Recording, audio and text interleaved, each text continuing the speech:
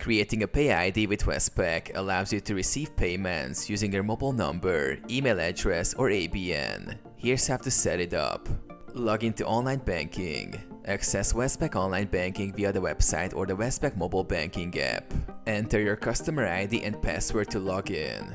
Navigate to PayID. In online banking, click on Services or Payments from the main menu, then select PayID. In the mobile app, tap on the menu icon, go to Services and select Manage PayID. Create new PayID. Choose Create PayID and select the type of PayID you want to register. Enter the chosen identifier. Link to account. Select the bank account you want to link to your PayID.